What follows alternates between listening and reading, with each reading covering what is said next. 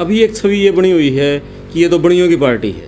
पंजाब में जब आप चुनाव जीते आम आदमी पार्टी, उसके बाद हरियाणा में आपके पक्ष में बड़ा माहौल बन गया था। कई पूर्व विधायक, कई पूर्व मंत्री पार्टी में शामिल होने के लिए एकदम ललाई थे, लेकिन अब फिर एकदम उस पर ब्रेक निकल गया और विपक्षी कह रहे हैं कि वो एक हवा थी, वो हवा भी वो गुब्बारा फूट गया। पार्टी पर एक बार बार आरोप लगता, पीछे गुजरात चुनाव के दौरान बड़ा मुद्दा उछला कि वो फ्री की रेवड़ियां बांट के लोगों को ये बहका रहे हैं। तो क्या हरियाणा में किस तरह के वादे आप करके लोगों के बीच में जाओगे? बीजेपी नॉन जाट की राजनीति कर रही है और हुड्डा और जो चौटाला परिवार है वो जाटों की राजनीति कर रहे हैं। आम आदमी पार्टी किसकी?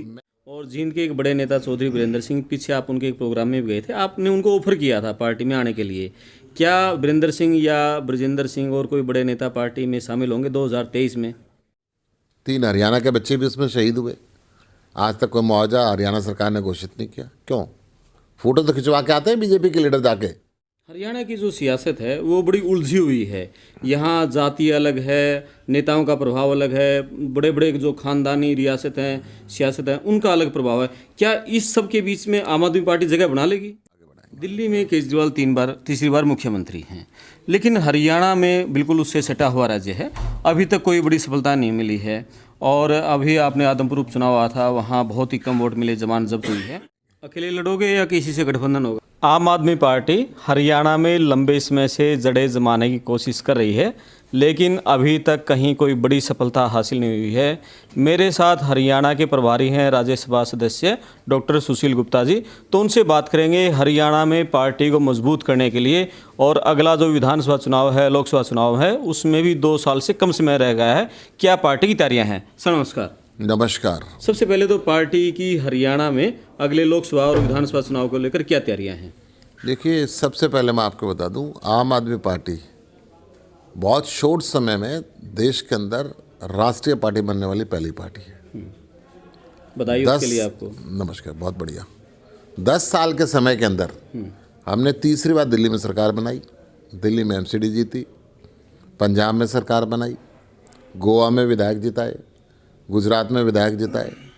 देश के हर राज्य के अंदर हमने अपने संगठन को खड़ा किया।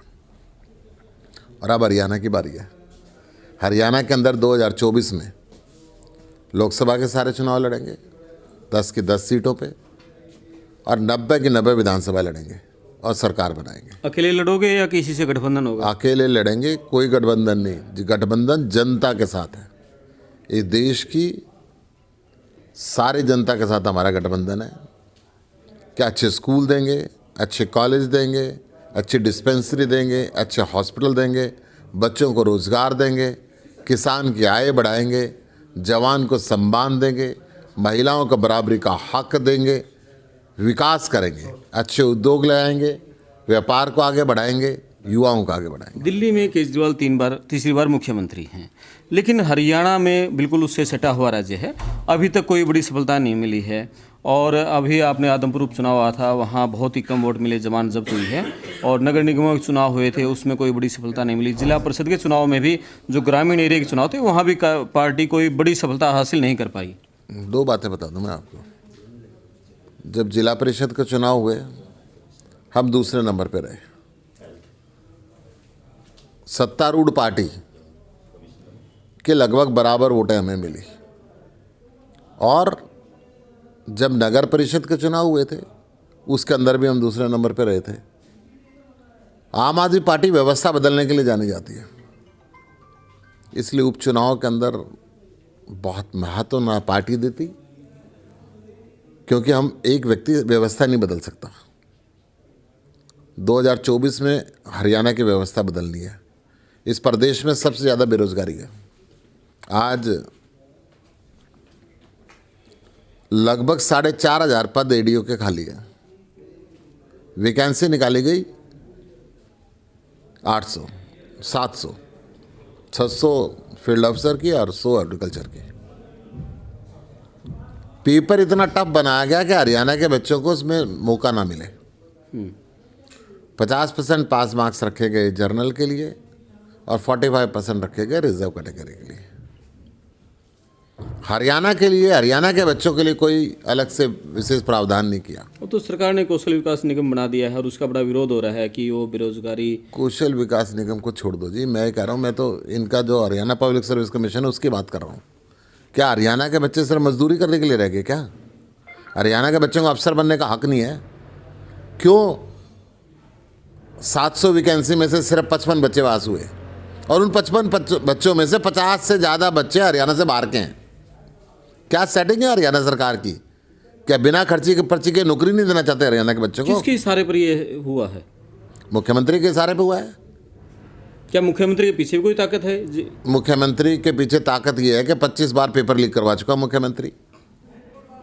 एक ऐसा मुख्यमंत्री जिसके राज में हरियाणा के बच्चों को नौकरी मिलने की बात है तो पेपर लीक हो जाए, और बाहर के बच्चों को नौकरी मिले तो 50% से ज़्यादा बाहर के बच्चों को नौकरी मिले। ऐसा कौन सा पब्लिक सर्विस कमीशन है कि इतना टफ पेपर ये बनाता है कि हरियाणा के बच्चे इसको पास ना कर सकें? लेकिन सरकार तो जब भी ये पेपर लीक होते हैं ये कहती है कि हम तो उन जो मजबूत कड़ियां हैं उनको मजबूत कर रहे हैं, जो टूटी हुई कड़ियां थी उन टूटी हुई कड़ियों को मजबूत करके हरियाणा के बच्चों को आप ओवर एज कर दो पेपर लीक के नाम पे।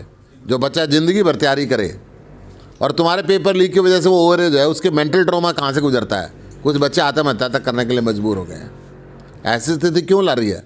और ये तो भारत सरकार के आंकड़े हैं, बीजेपी की भारत सरकार है, उसके आंकड़े हैं कि हरियाणा में, इस देश में सबसे ज़्यादा बेरोजगारी है।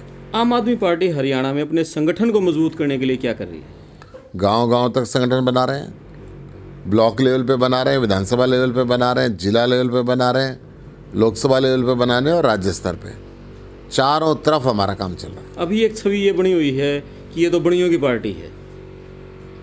देखिए, आम आदमी पार्टी इस देश में इकलौती ऐसी पार्टी है जो जाति और धर्म की राजनीति नहीं करती। कि जितनी पार्टियां जाति और धर्म की राजनीति करती हैं, इसलिए इनको जाति और धर्म के सिवाय कुछ दिखता नहीं है। परंतु आम आदमी पार्टी काम की राजनीति करती है। केवल इकलौता ऐसा मुख्यमंत्री है अरविंद केजरीवाल जिसने तीसरी बार जब चुनाव लड़ा तो ये कहा मैंने काम किया तो वोट देना, नहीं तो वोट मत देना। क्या हरियाणा के किसी राजनेता में ये ताकत है? क्या देश का प्रधानमंत्री भी ये बात कह सकता है मैंने काम किया तो वोट देना, नहीं तो मत देना? ये हमेशा ये कहते हैं कि हमने काम किया जी और भी करेंगे। हरियाणा की जो सियासत है वो बड़ी उलझी हुई है। यहाँ जाति अलग है, नेताओं का प्रभाव अलग है, बड़े बड़े जो खानदानी रियासत हैं, सियासत है, उनका अलग प्रभाव है। क्या इस सब के बीच में आम आदमी पार्टी जगह बना लेगी? यही बात कह रहा हूँ मैं। इस देश की आज़ादी को 75 साल हो गए। 75 साल में इन्होंने राजा के बेटे को राजा बनाया है। चंद परिवार, जिनका बेटा सांसद होना चाहिए, जिनका बेटा मंत्री होना चाहिए, जिनका बेटा मुख्यमंत्री होना चाहिए, जिनका बेटा विधायक होना चाहिए। मैं हरियाणा की बात करूं तो चौधरी देवीलाल की बात कर लो, ओम प्रकाश चौटाला की बात कर लो, अजय राय की बात कर लो, दुष्यंत की बात कर लो, मैं भजनलाल के परिवार की बात कर लूँ, मैं बंसीलाल के परिवार की बात कर लूँ, अगर थोड़ा सा पंजाब की तरफ चले जाएँ तो बादल साहब के परिवार की बात कर लूँ, यूपी की तरफ चले जाएँ तो मुलायम सिंह यादव के परिवार की बात कर लूँ, बिहार की तरफ चले जाएँ तो लालू यादव के परिवार की बात कर लूँ। आम आदमी पार्टी इन परिवारों की राजनीति तोड़ने के लिए आई है। हरियाणा में सफल हो पाओगे? 100%। हम एक मोबाइल ठीक करने वाले मैकेनिक से मुख्यमंत्रियों करवाते हैं, बीजेपी एक ढाबे वाले से मेयर करवाते हैं, और हरियाणा के अंदर भी अब ये ताकत आम आदमी को मिलेगी, आम किसान के बेटे को ताकत मिलेगी, आम कर्मचारी को ताकत मिलेगी। बीजेपी नॉन जाट की राजनीति कर रही है और हुड्डा और जो चौटाला परिवार है वो जाटों की राजनीति कर रहे हैं। आम आदमी पार्टी किसकी राजनीति कर मैं रही है? आपको यही कह रहा हूँ, ये जाति की राजनीति कर रहे हैं, हम काम की राजनीति करेंगे। ये सिर्फ जाति की बात करते हैं। हुड्डा साहब की बात आप कर रहे हो, आप बीजेपी की बात कर रहे हो कि एक उस जाति की बात कर रहा है, एक दूसरी जाति की बात कर रहा है। हम जाति की बात नहीं करते। क्या जो लोग हैं लेकिन जब वो वोट डालने जाते हैं कहीं ना कहीं उनके दिमाग में फिर वो कास्टिज्म का चक्कर रहता है, उसको कैसे तोड़ने में आप सफल हो पाओगे? ये बात पंजाब में भी कहते थे, टूट गया ना जी। ये बात दिल्ली के अंदर भी कहते थे, टूट गया ना। हरियाणा के अंदर भी टूट जाएगा। लोगों को काम चाहिए, रोज़गार चाहिए। पूरी ज़िंदगी बच्चों के लिए गुजार दी और बच्चे बेरोज़गारी से सदमे में आके बैठ गए। ये परिवर्तन चाहिए हरियाणा के लोगों को। पंजाब में जब आप चुनाव जीते आम आदमी पार्टी, उसके बाद हरियाणा में आपके पक्ष में बड़ा माहौल बन गया था। कई पूर्व विधायक, कई पूर्व मंत्री पार्टी में शामिल होने के लिए एकदम लालाई थे, लेकिन अब फिर एकदम उसको ब्रेक निकल गया और विपक्षी कह रहे हैं कि वो एक हवा थी, वो हवा भी वो गुब्बारा फूट गया है। विपक्षी जो मर्जी कहते रहे, आम आदमी पार्टी के सुप्रीमो अरविंद केजरीवाल जी ने ये कहा कि हरियाणा की जनता इन्हीं लोगों से दुखी है, इनको मत भरो अपने अंदर। जनता से अपना जुड़ाव है, पब्लिक से जुड़ा हुआ है, पब्लिक को जोड़ो। ये जो लीडर है ना, इन्हीं से दुखी हैं लोग, और जिनसे दुखी हैं उनको अपने अंदर मत लेके आओ। और हमने खुद वो ज्वाइनिंग बंद कर दी। जी, अच्छा, आपने ज्वाइनिंग तो बंद कर दी है, लेकिन जो बड़ा चेहरा है, मुख्यमंत्री का चेहरे को लेकर चुनाव लड़ोगे विधानसभा चुनाव में? किस तरह चुनाव, आप उसके लिए क्या तैयारियां हैं? आम आदमी पार्टी जनता से पूछ के मुख्यमंत्री बनाती है। हरियाणा की जनता जिसको कहेगी वो मुख्यमंत्री बनेगा। आम आदमी पार्टी जनता के काम की लड़ाई लड़ती है, अच्छे स्कूल की लड़ाई लड़ती है, अच्छे कॉलेज की लड़ाई लड़ती है, अच्छे हॉस्पिटल की लड़ाई लड़ती है, रोज़गार की लड़ाई लड़ती है। पूरे देश के अंदर आम आदमी पार्टी की सरकार 2 जगह हैं, जो कोई फौजी, कोई पुलिस वाला, कोई फायर ब्रिगेड का, कोई अध्यापक शहीद हो जाए जनता का काम करते हुए तो इसको 1 करोड़ रुपये सम्मान राशि देती है। अभी कश्मीर के अंदर आपने देखा, सिक्किम में शहीद हुए 3 हरियाणा के बच्चे भी उसमें शहीद हुए। आज तक कोई मुआवजा हरियाणा सरकार ने घोषित नहीं किया। क्यों? फोटो तो खिंचवा के आते हैं बीजेपी के लीडर, जाके सहानुभूति भी लेना चाहते हैं, परंतु उस परिवार के देखभाल के लिए क्यों नहीं 1 करोड़ रुपये जब अरविंद केजरीवाल देते थे, ये क्यों नहीं देते? क्यों नहीं घोषणा करते?